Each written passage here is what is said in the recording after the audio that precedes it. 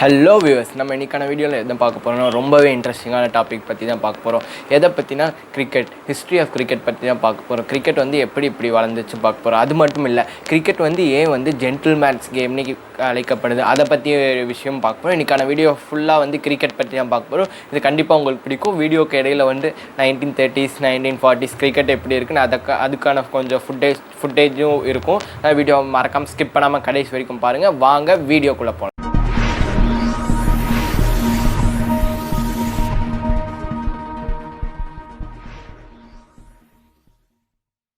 First நம்ம cricket ஆரம்பத்துலேருந்தே ஆரம்பிச்சிருக்கலாம். Cricket வந்து ஃபஸ்ட்டு 6600, அதாவது 17th century தான் ஆரம்பிச்சிடுச்சுன்னே சொல்லலாம். 6600 அதுவும் டேரெக்டாலாம் வளரல. ஃபஸ்ட் வந்து சின்ன பசங்க தான், இங்கிலாண்டில் சின்ன பசங்க தான் விளையாண்டுட்டு இருந்தாங்க. இங்கிலாண்டில் தான் கிரிக்கெட் வந்து ஆரம்பிச்சிச்சு. இங்கிலாண்டில் வந்து சின்ன பசங்க தெருவில் வந்து கிரிக்கெட் விளையாண்டுட்டு இருந்தாங்க. சும்மா ஒரு பால் வச்சுக்கிட்டு ஒரு பேட் மாதிரி சின்ன அட்டையில் வச்சுட்டு அடிச்சுட்டு இருப்பாங்க. அப்படி தான் கிரிக்கெட் உருவாச்சு. சும்மா விளையாண்டுட்டு இருந்தாங்க. அப்புறம் போக ஒரு 1620s 1630s ஆக அது வந்து கிரிக்கெட் வந்து அடல்ட்டுமே பெரியவங்களும் விளையாட ஆரம்பித்தாங்க. ஒரு ஸ்போர்ட்டாகவே மாறிடுச்சு. அப்படியே தான் கிரிக்கெட் வளர்ந்துச்சு. அப்புறம் இங்கிலாந்துலேருந்து எல்லா இடத்துக்கும் எப்படி போச்சுன்னு நீங்கள் கேட்டிங்கன்னா, அது வந்து இது காலனைசேஷன் தான். எல்லாருக்குமே தெரியும், இங்கிலாந்து வந்து மேக்ஸிமம் வேர்ல்டில் இருக்க எல்லா பார்ட்லேயுமே காலனிஸாக இருந்தாங்க. அதனால் வந்து காலனைஸ் பண்ணாங்க, நிறைய இடத்த வந்து காலனைஸ் பண்ணாங்க. அப்படி தான் வந்து கிரிக்கெட் வளர்ந்துச்சு. நீங்கள் நார்மலாக ஜென்ரலாக எடுத்துக்கிட்டாங்களே தெரியும். நீங்கள் இங்கிலாந்து வந்து எங்கெங்கெல்லாம் காலனைஸ் பண்ணாலும் அதெல்லாம் கிரிக்கெட்டிங் நேஷன்ஸாக இருக்கும். இங்கிலாந்து வந்து இந்தியாவை காலனைஸ் பண்ணாங்க. இந்தியா வந்து ஒரு கிரிக்கெட்டிங் நேஷன்ஸ். அதே மாதிரி ஆஸ்திரேலியா, இந்த மாதிரி சொல்லிக்கிட்டே போகலாம். சவுத் ஆஃப்ரிக்கா, அங்கெல்லாம் இங்கிலாந்து வந்து காலனைஸ் பண்ணது தான். எங்கெங்கெல்லாம் இங்கிலாந்து காலனைஸ் பண்ணாங்களோ அது மட்டும்தான் இப்போ கிரிக்கெட்டிங் நேஷன்ஸாக இருக்குது. அதனால் வந்து மேக்ஸிமம் வந்து அந்த இங்கிலாண்டோட காலனிஸில் மட்டும்தான் இப்போ கிரிக்கெட் விளையாண்டுட்டு இருக்காங்க. அதுதான் ஒரே காரணம் ஏன் வந்து கிரிக்கெட் வேர்ல்டு ஃபுல்லாக அவ்வளோவா வளரல. இதுக்கு ஒரே காரணம். ஃபஸ்ட்டு வந்து 1630 அந்த மாதிரி அடல்ட் விளையாட ஆரம்பிச்சு. எந்த ரூல்ஸ் மேலே அவ்வளோவா இல்லை. சும்மா விளையாண்டுட்டு இருந்தாங்க. ஒரு பால் வச்சு சும்மா பேட்டு போட்டு இப்படின்னு தட்டி இங்கே போனால் ஒரு ரன், அங்கே போனால் ஒரு 2 ரன் வச்சு விளையாண்டுட்டு தான் இருந்தாங்க. அப்புறம் தான் ஒரு 1650s இல்லை 1700s அப்போ தான் வந்து ரூல்ஸ் புக்குன்னே வந்துச்சு. ஐசிசின்னு போர்டெல்லாம் உருவாக்கி ரூல்ஸ் புக்கெல்லாம் வந்தது அப்போ தான். அதுக்கப்புறம் தான் ரூல்ஸ் எல்லாம் எழுத ஆரம்பித்தாங்க. இப்படி போனோம். ஃபஸ்ட்டு வந்து கிரிக்கெட் வந்து ஒரு ஓவருக்குனா 4 பால் தான் இருந்துச்சு. அப்புறம் 5 பாலாக மாற்றினாங்க. அப்புறம் 6 பாலாக மாற்றிட்டு இருந்தாங்க. அந்த மாதிரி சேஞ்சஸ் வந்துக்கிட்டே தான் இருந்துச்சு. எல்லாருக்குமே தெரியும், ஃபஸ்ட்டு வந்து கிரிக்கெட் வந்து 60 ஓவர்ஸ் தான் இருந்துச்சு. இந்தியா வந்து 1983 வேர்ல்ட் கப் வின் பண்ணும்போது அப்பயும் 60 ஓவர்ஸ் தான் இருந்துச்சு. 60 ஓவர்ஸ்லேருந்து இப்போ தான் வந்து 50 ஓவர்ஸாக மாற்றிட்டாங்க. ஏன்னா டெஸ்ட்டு, T20 நிறைய ஃபார்மேட்ஸ் வர அந்த ஓவர்ஸையும் ODI ஓவர்ஸையும் குறைச்சிட்டாங்க. ஃபஸ்ட்டு எல்லாருக்குமே தெரியும், கிரிக்கெட் வந்து நார்மலாக ஒயிட் ஷர்ட் தான் போட்டு எல்லாருமே விளையாண்டுட்டு இருப்பாங்க. இப்போ தான் வந்து எல்லாருமே அந்தந்த டீமுக்கு கலர் ஷர்ட்ஸ் எல்லாம் போட்டுட்டு விளையாடுறாங்க. நிறைய சேஞ்சஸ் வந்து கிரிக்கெட் அண்டர் ஆகிட்டே தான் இருந்துச்சு. 18th century 19th centuryலேருந்து தான் கிரிக்கெட் வந்து எல்லா கண்ட்ரிலும் மேக்ஸிமம் இந்த மாதிரி வேர்ல்டு இன்டர்நேஷ்னல் கிரிக்கெட் வந்து ஆரம்பிச்சிச்சு. 18th century லேட்னா ஒரு 1750s 1780s late 18th centuries தான் ஆரம்பிச்சிச்சு. அதுக்கப்புறம் தான் நிறைய மேட்சஸ் உலகத்தில் வந்து நிறைய மேட்சஸ் நடந்துச்சு. அது மேக்ஸிமம் எல்லாமே இங்கிலாண்டில் தான் நடந்துச்சு. ஏன்னா அப்போ எல்லாமே மேக்ஸிமம் நிறைய கண்ட்ரிஸ் வந்து காலனைஸ்ல இருந்துச்சு. இங்கிலாந்து காலனைஸ் மட்டும்தான் கிரிக்கெட் விளையாண்டுச்சு. அதனால வந்து மேக்ஸிமம் எல்லா மேட்சஸுமே இங்கிலாண்டில் தான் நடந்துச்சு. ஃபஸ்ட்டு எல்லாருக்குமே தெரியும், 2 டாப் டீம்ஸ்னு கேட்டிங்கன்னா இங்கிலாந்து, வெஸ்ட் இண்டீஸ், அவங்க தான் வந்து டாப் டீம்ஸாக இருந்தாங்க. அவங்களுக்கு இடையில தான் நிறைய மேட்சஸுமே நடந்துச்சு. மற்ற டீம்ஸ்க்கு இடையில பார்த்திங்கன்னா அவ்வளோவா மேட்ச் நடக்கலை. இந்தியாவுமே கிரிக்கெட் விளையாடும்போது 1830s 1840s தான் இந்தியாவே கிரிக்கெட் விளையாட ஆரம்பித்தாங்க. அதுவும் வந்து பிரிட்டிஷோட காலனிஸில் தான் விளையாட ஆரம்பித்தாங்க. அதுவும் பிரிட்டிஷ் தான் வந்து இந்தியாவுக்கு கிரிக்கெட் சொல்லி தந்தது. எல்லா கண்ட்ரீஸ்க்குமே பிரிட்டிஷ் தான் கிரிக்கெட் சொல்லி தந்தது.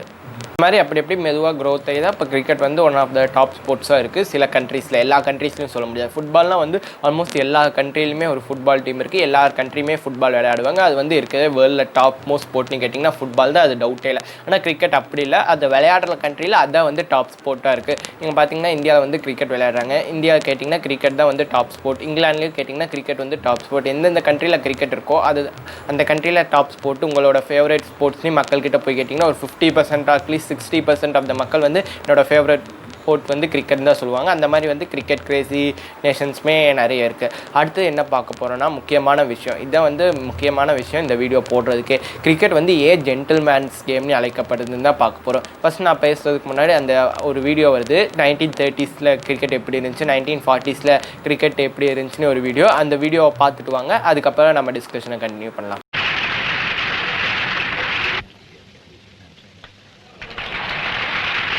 Dardine gets his 50th. He's played a very steady game.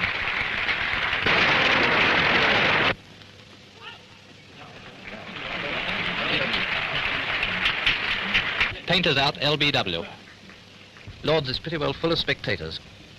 There might be room for a few more, but it's difficult to see where they get in.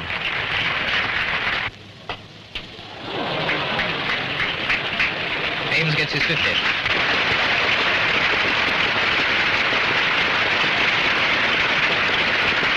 This is Bowes of Yorkshire, England's last man in, batting.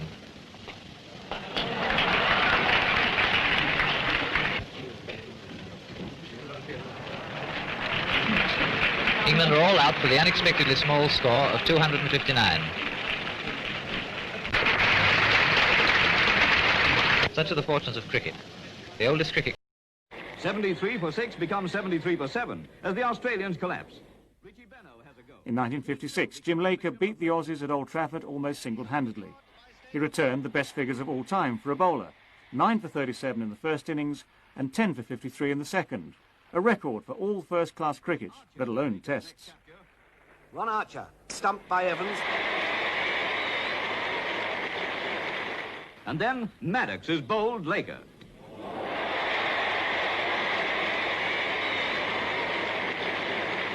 "84 for 9, with Laker bowling himself into cricket history. And he makes sure of it by bowling Ian Johnson, and so takes 9 wickets for 37 runs, something no Englishman has ever done before against Australia. And as Australia follow on, Laker is at it again. Victim number 6 is Archer, caught Oakman, bowled Laker. Oakman. All this time, MacDonald is batting well, but when he's hit 89, he too becomes bowled Laker. இப்போ நீங்கள் எல்லாருமே அந்த வீடியோவை பார்த்துருப்பீங்க. இந்த வீடியோவில் என்னென்னா வந்து நீங்கள் நிறைய பேர் நோட்டீஸ் பண்ணியிருக்க மாட்டீங்க. ஆனால் சில பேர் வந்து கண்டிப்பாக நோட்டீஸ் பண்ணியிருப்பீங்க. என்ன நோட்டீஸ் பண்ணியிருப்பீங்க நான் சொல்லிடுறேன். யாரெல்லாம் நோட்டீஸ் பண்ணாதவங்களுக்கு அவங்களுக்கு சொல்லிடுறேன். யாரெல்லாம் இந்த 2 விஷயத்த நோட்டீஸ் பண்ணாங்களோ மறக்காமல் கீழே கமெண்ட் பாக்ஸில் கமெண்ட் பண்ணுங்கள். ஒரு ஃபஸ்ட்டு விஷயம் என்னென்னா வந்து ஒரு பேட்ஸ்மேன் அவுட் ஆனால் அம்பையரை பார்க்காம அவங்களே நடந்து பெவிலியனுக்கு போடுறது, அதுதான் வந்து ஃபஸ்ட் விஷயம். செகண்ட் விஷயம் வந்து விக்கெட் எடுத்த அப்புறம் ஃபீல்டிங் டீம் அவ்வளோவா செலிப்ரேட் பண்ணாதது செகண்ட் விஷயம். இதான் 2 விஷயம் நான் நோட்டீஸ் பண்ணது. என்னென்னா இந்த 2 விஷயம்னால தான் வந்து கிரிக்கெட் ஜென்டில்மேன்ஸ் கேம்னே அழைக்கப்படுது. அவுட் ஆனால் அவங்களே போயிடுறது, நேர்மையுடன் போயிடுறது. அப்புறம் வந்து விக்கெட் எடுத்து அவ்வளோவா செலிப்ரேட் பண்ணாமல் ஜென்டில்மேனோட இருக்கிறதுனால தான் கிரிக்கெட் வந்து ஜென்டில்மேன் கேம்னே அழைக்கப்படுது. ஆனால் வந்து இப்போ வந்து அவ்வளோவா அப்படி ஜென்டில்மேன்ஸ் கேம்னு அவ்வளோவா யாரும் சொல்கிறது இல்லை. ஏன்னா வந்து இப்போயுமே அந்த மாதிரி எதுவுமே இல்லை.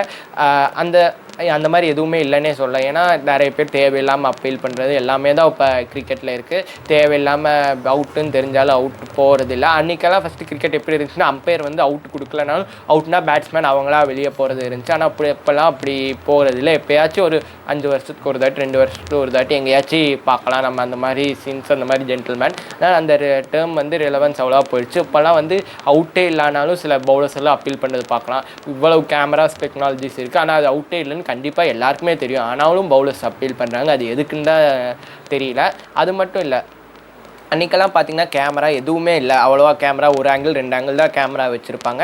அம்பையர் தான் எல்லா இடத்துலையும் பார்த்துருப்பாங்க. அந்த வீடியோவில் பார்த்திங்கனாலே நல்லா தெரியும். அம்பையருக்கு வந்து அப்போ நிறைய வேலை இருந்துச்சு. அதுதான் நான் சொல்ல வேண்டிய இன்னொரு பாயிண்ட்டு. ஏன்னா வந்து அம்பையர் வந்து எல்லா இடத்துலையும் பார்க்கணும். ஏன்னா கேமரா எதுவுமே இல்லை. அம்பையர் வந்து நோ பாலெல்லாம் குனிஞ்சு கீழே பார்த்தாரு. அந்த வீடியோ நீங்கள் நல்லா பார்த்துருந்தீங்கன்னா தெரியும். குனிஞ்சு தான் நோ பால் எல்லாமே பார்த்துருக்காரு. விக்கெட்டு அதெல்லாம் தேர்ட் அம்பையருக்கெல்லாம் அவ்வளோவா போக மாட்டார். தேர்ட் அம்பையரெல்லாம் அப்போல்லாம் இல்லை. அவுட்னா ரன் அவுட்னா தந்துடுவாங்க, டக்குனு தந்துடுவாங்க. அவ்வளோவா யோசிக்கிறதுக்கு டைமும் கிடைக்காது. ஆனால் இப்போ வந்து அம்பையர்ஸ் நிறைய டைம் யோசிக்கிறதுக்கும் நிறைய டைம் கிடைக்குது.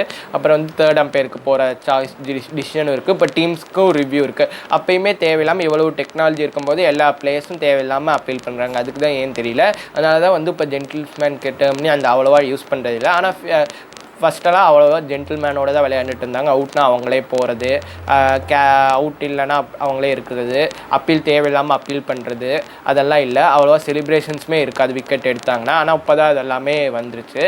அதான் வந்து கிரிக்கெட் ஜென்டில்மேன் கேம்னு அழைக்கப்படுவாங்க. அப்போ சில இன்ட்ரெஸ்டிங் ஃபேக்ட்ஸ் கிரிக்கெட் பற்றி சொல்லணும்னு கேட்டிங்கன்னா என்னென்னா, கிரிக்கெட் வந்து லார்ட்ஸ் தான் இருக்கிற one of the oldest stadium சொல்லலாம். அங்கே தான் வந்து கிரிக்கெட் ஃபஸ்ட்டு தோன்றுச்சு. அப்புறம் வந்து ஒரே ஒரு team 60 over 50 over 20 over world cup எல்லா வேர்ல்ட் கப்பே வின் பண்ண ஒரே டீமு இந்தியா தான். அடுத்து ரொம்பவே இன்ட்ரெஸ்டிங்கான ஃபேக்ட் நீ சொல்லலாம். ஏன்னா ஒரு ஓவரில் வந்து மேக்ஸிமம் வந்து எவ்வளோ ரன்ஸ் அடிச்சிருக்காங்க கேட்டிங்க, எல்லாருமே டவுட் இல்லாமல் 36 தான் சொல்லுவீங்க. எப்போனா 2007 வேர்ல்ட் கப்பில் யுவராஜ் சிங் வந்து 6 சிக்ஸஸ் அடித்தார், அதுதான் மேக்ஸிமம் ரன்ஸ்னு நினைப்பீங்க. ஆனால் அது மேக்ஸிமம் ரன்ஸ் கண்டிப்பாக இல்லை. ஒரு ஓவரில் வந்து 77 ரன் அடிச்சிருக்காங்க. நீங்கள் நம்மளேனா பாருங்கள், மேலே இருக்க பிக்சரில் பார்த்தீங்கனாலே உங்களுக்கு தெரியும். ஆமாம், ஒரு ஓவரில் வந்து 77 ரன் அடிச்சிருக்காங்க, அதுதான் வந்து maximum number of runs scored. அப்புறம் வந்து சென்னையில் நடந்த ஒரு டெஸ்ட்டில் வந்து நட்கர்னின்னு ஒருத்தவங்க வந்து 21 கண்டினியூஸாக மெய்டன் ஓவர் போட்டிருக்காங்க. அதுதான் வந்து இது வரைக்குமே ரெக்கார்டு. 21 மெய்டன் ஓவர்ஸ் கண்டினியூஸாக 21 ஓவராக ஒரு ரன் கூட கொடுக்காம போட்டிருக்காங்க. இதை வந்து 3-4 இன்ட்ரெஸ்டிங் ஃபேக்ட்ஸும் எனக்கு தெரிஞ்ச ஃபேக்ட்ஸை நான் சொன்னேன். இது எனக்கு தெரிஞ்ச ஃபேக்ட்ஸ் தான். இந்த வீடியோ உங்களுக்கு பிடிச்சிருந்தால் மறக்காமல் எல்லாருக்குமே ஷேர் பண்ணுங்கள். இன்னும் சேனலை சப்ஸ்கிரைப் பண்ணாமல் இருந்தீங்கன்னா மறக்காமல் சப்ஸ்கிரைப் பண்ணுங்கள். நாளைக்கு இதே மாதிரி இன்ட்ரெஸ்டிங்கான ஒரு வீடியோவில் சந்திக்கிறேன். Thank you friends.